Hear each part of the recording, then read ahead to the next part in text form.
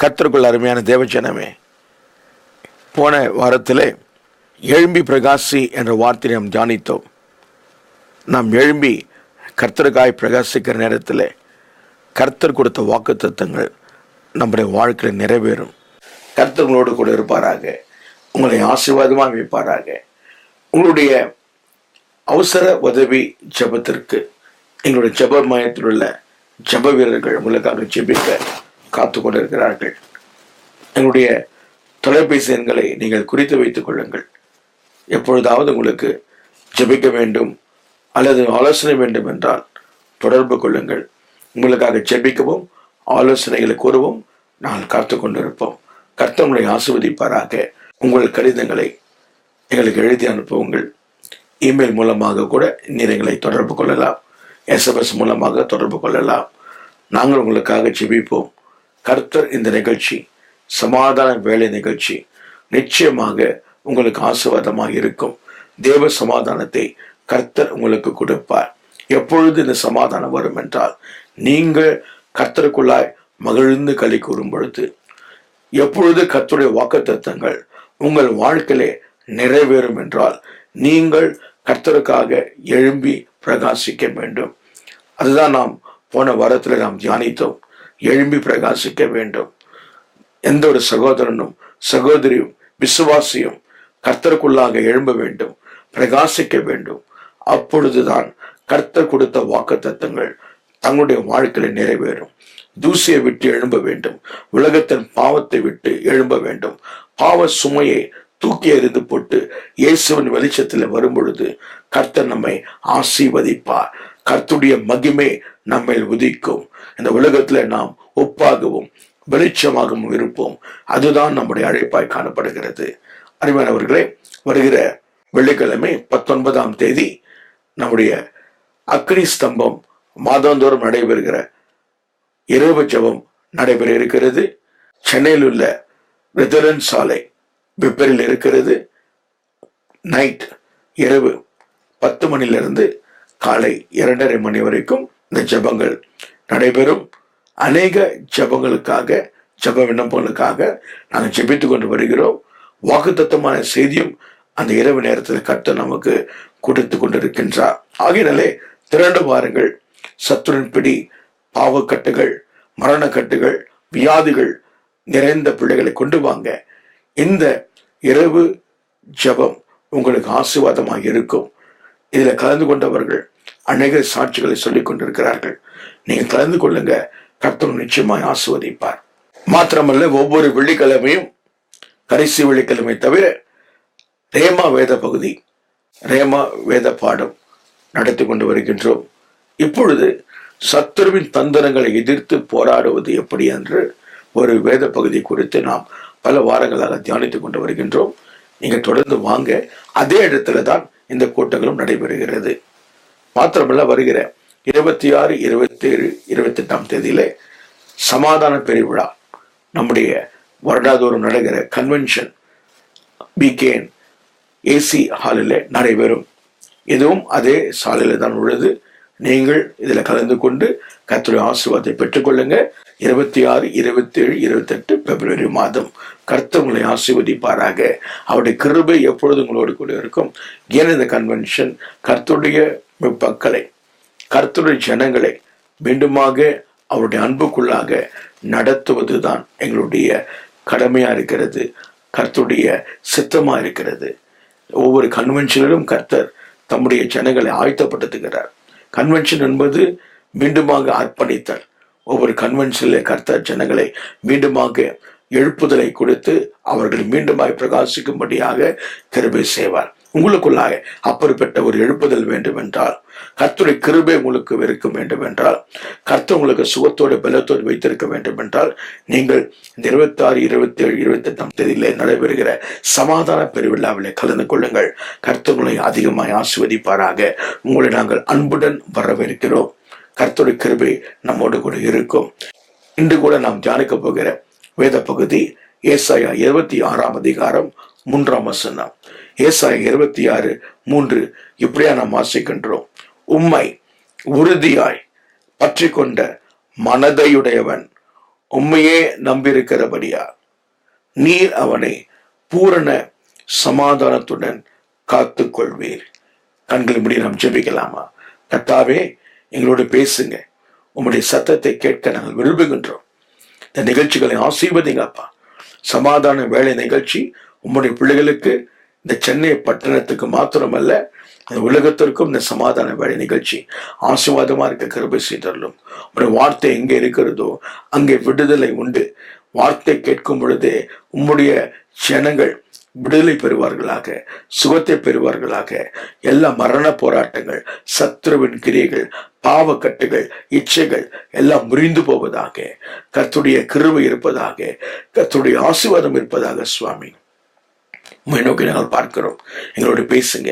இயேசுவின் நாமத்தினாலே ஜெபிக்கிறோம் நல்ல பிதாவே, ஆமென். உம்மை உறுதியாய் பற்றி கொண்ட மனதை உடையவன். கர்த்தருடைய அன்பை உண்மையாகவே பற்றி கொண்டிருக்கிற ஜனங்கள் உண்டு. சிலர் வெளி வேஷத்துடன் கர்த்தருக்காக சேவை செய்வது போல காணப்படுவார்கள். சிலர் வெளி வேஷத்துக்காக சபைக்கு செல்வார்கள். சிலர் தங்களை ஏமாற்றிக் கொண்டிருக்கிறார்கள். வெளிச்சத்தின் பிள்ளைகளாக நடக்க வேண்டும் என்று யோசித்தும் நடக்க முடியாமல் இருளிலே தவித்து கொண்டிருக்கிற ஜனங்கள் அநேகர். நாம் வாசிக்கிறோம், உம்மை உறுதியாய் பற்றி கொண்ட மனதையுடையவன். கர்த்தரை நாம் உறுதியாய் பற்றி கொண்டிருக்கிற மனது உடையவர்களாய் காணப்பட வேண்டும். கர்த்தருடைய வேதத்திலும் சரி, அவருடைய வாக்கியத்திலும் சரி, அவருடைய அன்பிலும் சரி, நாம் உறுதியாய் பற்றி கொண்டிருக்க வேண்டும். தேவ ஜனமாகிய நாம் கர்த்தரை நாம் உறுதியாய் பற்றி கொண்டு அவரையே நம்பி விசுவாசித்து ஜீவிக்க வேண்டும். உம்மை உறுதியாய் பற்றி கொண்டிருக்கிற மனதை உடையவன். அந்த மனது நமக்கு தேவை. கட்டாயத்தோடு கர்த்தரை நாம் சேவிக்க வேண்டும். கர்த்தர் ஆதாம் ஏவாளை சிருஷ்டித்து, நீங்கள் இந்த உலகத்தை, இந்த சகல ஜந்துகளை ஆளுங்கள், ஆனால் என் வார்த்தைக்கு மாத்திரம் கீழ்ப்படியுங்கள். கர்த்தர் வார்த்தையை கொடுத்தார். அந்த வார்த்தைக்கு நீங்கள் கீழ்ப்படிய வேண்டும். ஆனால் அவர்கள் அந்த வார்த்தைக்கு கீழ்ப்படியவில்லை. கர்த்தர் சொன்னதை விட்டு விலகி போனார்கள். ஆனா மனது இல்லை. கர்த்தருக்கென்று நாங்கள் சாட்சியா இருக்க வேண்டும். கர்த்தர் எங்களை நேசிக்கிறார், அனுதினமும் எங்களை சந்திக்கிறார் என்பதை மறந்து விட்டு சத்துருவானவன் ஏவாளை வஞ்சித்த பொழுது அவள் தன்னையே சத்துருவுக்கு விற்று போட்டாள். அது மாத்திரமல்ல, ஆதாமையும் விற்று போட செய்தாள். தேவஜனமே, இது நமக்கு பாடமா இருக்கிறது. ஏவாள் வஞ்சிக்கப்பட்டாள் என்று வாசிக்கிறோம். ஏன் வஞ்சிக்கப்பட வேண்டும்? தங்களுடைய மனதை விற்று போடுகிறார்கள். உறுதியாய் பற்றி கொள்ளவில்லை. கர்த்தர் சொல்லுகிற வார்த்தையை நீங்களும் சரி, நானும் சரி, உறுதியாய் பற்றி கொள்ள வேண்டும். உம்மை உறுதியாய் பற்றி கொண்ட மனதை உடையவன். கர்த்தருடைய வார்த்தையை பற்றி கொள்ளக்கூடிய ஒரு மனது நமக்கு தேவையா காணப்படுகிறது. அந்த ஒரு மனம் நமக்கு தேவை. அந்த ஒரு பக்குவம் நமக்கு தேவை. இன்று இந்த செய்தி கேட்டுக்கொண்டிருக்கிற பரிசுத்தவான்களே, நாம் ஜெபிக்கலாமா? ஆண்டவரே, உம்மை உறுதியாய் பற்றி கொள்ளக்கூடிய ஒரு மனது எனக்கு வேண்டும். உம்மை நான் விடாப்பிடியாய் பற்றி கொள்ள வேண்டும். எந்த காலத்திலும் எந்த நேரத்திலும் நான் உண்மையே சேவிக்க வேண்டும். நான் உம்மை உறுதியாய் பற்றி கொள்ளக்கூடிய ஒரு மனது எனக்கு வேண்டும். நாம் கேட்க வேண்டும், ஆண்டவரே, உம்மை நான் உறுதியா பற்றுக் கொள்ள வேண்டும். அசைக்க கொடக்கூடாது ஆண்டவரே. இந்த உலகத்துல காணப்படுகிற சிற்றின்பங்களுக்கும் பாவங்களுக்கும் இச்சைகளுக்கும் நான் அடிமைப்படக்கூடாது ஆண்டவரே. நான் உம்மை உறுதியாய் பற்றிக் கொள்ள வேண்டும். அந்த மனது எனக்கு வேண்டும். நான் ஜெபித்துக் கொண்டிருக்கிறேன். ஆண்டவரே, நான் ஒரு நாள் விட்டு விடக்கூடாது. உறுதியாய் பற்றிக் கொள்ள வேண்டும். முழு இருதயத்தோடு, முழு ஆத்மாவோடு, முழு மனதோடு நான் உம்மை உறுதியாய் பற்றிக் கொள்ள வேண்டும். அந்த மனது எனக்கு வேண்டும். அந்த பக்குவம் எனக்கு வேண்டும் ஆண்டவரே. உம்மை உறுதியாய் பற்றி கொண்டிருக்கிற மனதை உடையவன் உம்மையே நம்ப இருக்கிறபடினாலே, அல்லேலூயா. உம்மை உறுதியாய் பற்றி கொண்டிருக்கிறவர்கள், இயேசுவை உண்மையாய் பற்றி கொண்டிருக்கிறவர்கள் அவர் மீது நம்பிக்கையா இருப்பார்கள். கர்த்தர் மீது நம்பிக்கையா இருக்கிற மனுஷன் பாக்கியவான். கர்த்தரே நம்பிக்கையாய் கொண்டிருக்கிற மனுஷன் பாக்கியவான். கர்த்தரை உறுதியாய் பற்றி கொண்டிருக்கிற தேவ ஜனங்கள் அவரையே நம்பியிருப்பார்கள், அவரையே சார்ந்திருப்பார்கள். எந்த ஒரு காரியத்திலும் சரி அவர்கள் கர்த்தரை உறுதியாய் பற்றி கொண்டிருக்கிறபடியினாலே அவர்கள் கர்த்தருக்கு மாத்திரம்தான் கீழ்ப்படிவார்கள். கர்த்தர் மீதுதான் நம்பிக்கையா இருப்பார்கள். உன் நம்பிக்கை எதன் மீது நீ வைத்திருக்கிறாய்? உலகத்தின் காரியத்தின் மீதா, மனுஷன் மீதா? தேவையுண்டு நான் லோன் வாங்குவேன், இவங்கள போய் தேடுவேன், அவங்கள போய் தேடுவேன் சொல்லி அலைமோதி கொண்டிருக்கீங்களா? இயேசு உறுதியா பற்றி கொள்ளுங்க. தேவ ஜனமே, கடன் தொல்லையா, வியாதியா? மருத்துவர்கள் இருக்கிறார்கள், உண்மைதான். கர்த்தர் மருத்துவர்களை ஆசீர்வதிக்க வேண்டும். ஆனாலும் கர்த்தர் பரம வைத்தியர் அல்லவா? மருத்துவர்கள் சொல்வது உண்மைதான். கர்த்தர் நமக்கு சுகத்தை கொடுக்கிறவர். அவை உறுதியாய் பற்றி கொண்டிருக்கிற பொழுது, இயேசு உறுதியாய் பற்றி கொண்டிருக்கிற நேரத்திலே நம்முடைய மரண கட்டுகளை கர்த்தர் முடிப்பார், ஜீவனை கொடுப்பார், சுகத்தை கொடுப்பார், முடியாத காரியத்தை முடிக்க செய்வார். உம்மை உறுதியாய் பற்றி கொண்டிருக்கிற மனதை உடையவன் அவரே நம்பியிருக்கிறபடினாலே நீங்கள் உறுதியாய் இயேசுவை பற்றி கொண்டால் அவரே நம்பிக்கொண்டிருப்பீங்க. அவர் மீது நம்பிக்கையா இருக்கும் பொழுது கர்த்தர் உங்கள் காரியங்களை வாய்க்க செய்வார். உம்மை உறுதியாய் பற்றி கொண்டிருக்கிற மனதையுடையவன் உண்மையே நம்பியிருக்கிறபடினாலே நீர் அவனை பூரண சமாதானத்துடன் காத்துக் கொள்வீர். தேவ ஜனங்கள் அவரை நம்பிக்கொண்டிருக்கிற நேரத்திலே பூரண சமாதானம் அவர்களை ஆட்கொள்ளும். தானியேலை குறித்து வாசிக்கும் பொழுது, தானியேல் ஒரு வாலிபன், கர்த்தருக்கு பயந்த ஒரு வாலிபன், ஒரு எபிரேயன். ஆனா அந்நிய நாட்டிலும் கூட எந்த சூழ்நிலையிலும் கர்த்தரை மறுதலிக்காமல் தன் ஆகாரத்திலும் கர்த்தரையே அவன் சார்ந்திருந்தான். தன் ஆகாரத்திலும் தன்னுடைய சரீரம் தீட்டுப்படக்கூடாது என்று தீர்மானித்து அவன் அந்த ஆகாரத்திலும் தேவனை பிரியப்படுத்தினான். ஏசா கூழுக்காக தன்னுடைய சேஷ்ட புத்திர பாகத்தை விற்று போட்டான் என்று நாம் வாசிக்கிறோம். சாதாரண ஒரு கூழுக்காக, பசி எடுத்தது, ஒரு கூழுக்காக தன்னுடைய சேஷ்ட புத்திர பாகத்தையே விற்று போட்டான். அநேகர் அப்படித்தான் பண்றாங்க. கர்த்தர் கொடுத்த அழைப்பை விட்டு போடுறாங்க. கர்த்தர் எதை அழைத்தாரோ அந்த அழைப்புக்குள்ளாக நிலை நிற்பதில்லை. கர்த்தர் அன்பை விட்டு பின்வாங்கி போறாங்க. கர்த்தர் மீது சார்ந்து இருக்கிறது இல்ல, உறுதியாய் பற்றி கொள்ளல. உறுதியாய் பற்றி கொள்ளாத நிமித்தமாக நம்பிக்கை இல்லை, சமாதானம் இல்லை. சமாதானத்துக்காக அங்கமிகமாக அலைமோதி கொண்டிருக்கிறார்கள். சமாதானத்தை தேடி நாடிக்கொண்டிருக்கிறார்கள். பசுத்தத்தை விட்டு திரும்ப போகிறார்கள். தேவஜனமே, இந்த நேரத்தில் கூட உன் நிலைமை என்ன? கர்த்தரை சார்ந்து கொண்டிருக்கிறாயா? உன் குடும்பத்தை கர்த்தருக்குள்ளாக நடத்தி கொண்டு வருகிறாயோ? குடும்ப தலைவர்களே, உங்கள் பிள்ளைகளுக்கு கர்த்தரே சார்ந்திருக்க வேண்டும் என்ற ஒரு வேத ஆராய்ச்சியை நடத்தி கொண்டிருக்கிறாயோ? உங்கள் பிள்ளைகளை கர்த்தரை நம்பி இருக்கிறாங்களோ? நீங்களும் உங்கள் மனைவியும் பிள்ளைகளும் கர்த்தரே சார்ந்திருங்க. யோசுவா சொன்னார், நானும் என் வீட்டாரவோ என்றால் கர்த்தரை சேவிப்போம். கர்த்தரை உறுதியாய் பற்றி கொண்டிருக்கிற ஒரு யோசுவாவை கர்த்தர் தேடிக் கொண்டிருக்கிறார்.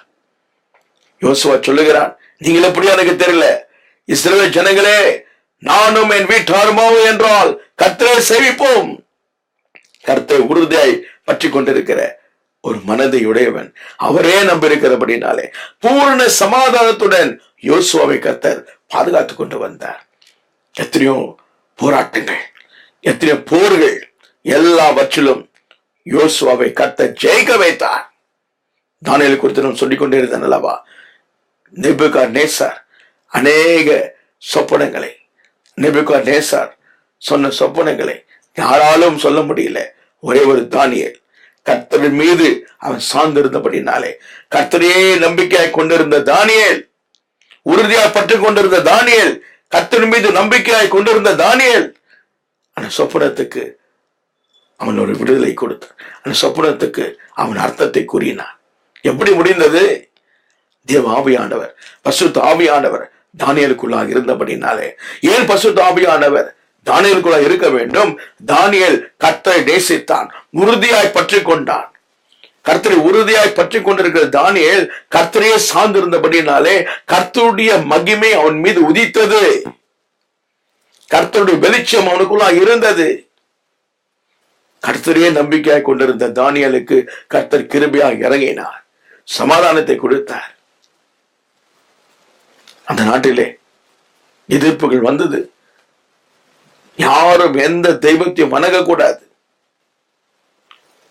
தானியேலோ கர்த்தரை உறுதியாய் பற்றி கொண்டபடினாலே, தன் தேவன் மீது நம்பிக்கை வைத்தபடினாலே கர்த்தர் அவனை காப்பாற்றினார். சாத்ராக், மேஷாக், ஆபேத்நேகோ நேபுகாத்நேச்சாரை பார்த்து இப்படியா சொன்னார்கள், நாங்களோ எங்க தேவனாகிய கர்த்தரை தவிர எதையும் வணங்க மாட்டோம், எதையும் வணங்க மாட்டோம். கர்த்தர்களை காப்பாற்றுவார். அப்படி கர்த்தர்களை காப்பாற்றாவிட்டாலும் கூட பரவாயில்லை, நாங்கள் எதற்கும் வணங்க மாட்டோம். கர்த்தரை உறுதியாய் பற்றி கொண்ட சாத்ராக், மேஷாக், ஆபேத்நேகோ பூரண சமாதானத்துடன் தான் அவர்கள் காணப்பட்டார்கள். 7 மடங்காக சூடாக்கப்பட்ட அக்கினி ஜுவாலைகளே தூக்கி எறியப்பட்டார்கள். பயந்தார்களா? பயப்படவே இல்லையே. கர்த்தரை நம்பிக்கொண்டிருந்தாங்க. பூரண சமாதானத்துடன் கர்த்தர் அவர்களை பாதுகாத்து கொண்டு வந்தார். கர்த்தரை நம்பிக்கையாய் கொண்டிருக்கிற மனிதர்கள் பூர்ண சமாதானத்துடன் இருப்பார்கள். கர்த்தரை உறுதியாய் பற்றி கொண்ட ஒரு தானியேல், கர்த்தரை உறுதியாய் பற்றி கொண்ட சாத்ராக், மேஷாக், ஆபேத்நேகோ, கர்த்தரை உறுதியாய் பற்றி கொண்ட ஒரு யோசுவா. உன் நிலைமை எப்படி? சோதனை வரும்பொழுது இயேசு அன்பை விட்டு பின்வாங்கி போகிறாயோ? நான் இயேசுவுக்காக ஜீவித்துக் கொண்டிருக்கிறேன், ஆனா அநேக நல்லா இருக்கிறாங்க, எனக்கு தான் கஷ்டம், எனக்கு தான் கடன், நான் தான் காசனை விட்டு விடுறேன், எனக்கு தான் வியாதி, என் பிள்ளைகள் படிப்பதில்லை, என் கணவருக்கு தான் வேலை போயிடுச்சு, எப்ப பார்த்தாலும் குறை சென்று கொண்டுதான் இருக்கிறோம். கர்த்தரை நான் நம்பிக்கையாய் கொள்வதில்லை, அவர் சார்ந்திருப்பதில்லை என்று கர்த்தர் உங்களை அவரை சார்ந்திருக்க முடியாத செய்கிறார். தேவ ஜனமே, கிறிஸ்தவன் என்ற யார் தெரியுமா? கர்த்தருக்கு பயப்படுகிறவன், கர்த்தர் சொல்வதை செய்கிறவன், கர்த்தர் மீது நம்பிக்கையா இருக்கிறவன். பெயர் கிறிஸ்தவத்துவம் அல்ல, பெயர் கிறிஸ்தவம் அல்ல. உங்கள் உள்ளத்துல இயேசுவை அன்பு கொண்டிருக்க வேண்டும். உங்கள் உள்ள பசுத்தமா இருக்க வேண்டும். உங்கள் உள்ளத்துல நீங்கள் இயேசுவை சார்ந்து இருக்க வேண்டும். நம்பிக்கை, நம்பிக்கை உங்களுக்கு உள்ளாக இருக்கும், வெளி வேஷம் அல்ல. யோசுவாவுக்குள்ளாக கர்த்தரை உறுதியாக பற்றி கொண்டிருந்தார். தானியேலுக்குள்ளாக அந்த உறுதி காணப்பட்டது. சாத்ராக், மேஷாக், ஆபேத்நேகோக்குள்ளாக அந்த உறுதியான விசுவாசம் காணப்பட்டது, நம்பிக்கை காணப்பட்டது. உம்மை உறுதியாய் பற்றி கொண்ட மனிதனுடையவன் இயேசுவை நாம் உறுதியாய் பற்றிக் கொள்ள வேண்டும். அப்பொழுது எந்த நிலைமையிலும் இயேசுவுக்காக நாம் சாட்சியம் நிற்கக்கூடும். கண்கள் மீது நாம் ஜெபிக்கலாமா? வாழ்க்கை ஒப்பு கொடுப்பீங்களா? என்னோட குறித்து ஜெபம் பண்ணுங்க. ஆண்டவரே, உறுதியாக பற்றிக் கொள்ள வேண்டும். அப்பொழுதுதான் கடைசி காலத்தில் வருகிற சோதனைகளுக்கு நாம் தப்பித்துக் கொள்ள முடியும். ஜெபிக்கலாமா? இயேசு சுவாமி, பிரசங்கத்தை நான் உம்மை உறுதியாய் பற்றிக் கொள்ள எனக்கு உதவி செய்தது. உறுதியா பற்றிக் கொள்ள வேண்டும். உம்மீது நம்பிக்கையா இருக்க வேண்டும். தேவ ஜனங்களாகிய இந்த பிள்ளைகள் செய்தி கேட்டிருக்காங்க. உறுதியாய் பற்றி கொண்டிருக்கிற மனுஷன் உண்மையே நம்பியிருக்கிறபடினால் நீர் அவனை பூரண சமாதானத்துடன் அவனை காத்துக்கொள்வேன். ஜனங்கள் பூரண சமாதானத்துடன் இருக்க வேண்டும் ஆண்டவரே. அதற்கு அவர்கள் உம்மை உறுதியாய் பற்றிக் கொள்ள வேண்டும். உண்மையை நம்பிக்கையா இருக்க வேண்டும் ஆண்டவரே. உண்மையை சார்ந்திருக்க வேண்டும் ஆண்டவரே. ஸ்னேகா, கர்த்தர் உன் மரண கட்டுகளை முறித்திருக்கிறார். நீ அவரை சார்ந்திருந்தபடினாலே கர்த்தர் உன்னை தூக்கியிருத்தார். நீ இயேசுக்கா நீ ஜீவிப்பாய். உன் குடும்பமும் இயேசுவை சிநேகிக்கும். பிரவீன், கர்த்தர் உன்னை தம்முடைய ஊழியத்துக்காக அழைக்கிறார். அநேக தடவை உன்னை அழைத்தார். நீயோ அவருடைய அன்பை விட்டு பின்வாங்கி போகிறாய். பிரவீன், இயேசு உன்னை மீண்டும் அழைக்கின்றார். அநேக தடவை அவரை நீ உறுதியாய் பற்றி கொண்டாய், ஆனாலும் நீ தவறி விடுகிறாய். இப்பொழுது ஒரு தீர்மானத்தை எடுத்துக்கொள். நான் இன்று முதல் கொண்டு என் தேவனாகிய கர்த்தரை யோசுவா, தானியேல், சாத்ராக், மேஷாக், ஆபேத்நேகோ உறுதியாய் பற்றி கொண்டது போல நான் உறுதியாய் பற்றிக் கொள்வேன். இயேசுவுக்காக ஊழியம் செய்வேன். சாட்சியா நிற்பேன். தகப்பனே, செய்தி கேட்ட ஒவ்வொரு பிள்ளைகளையும் ஆசீர்வதிப்பீராக.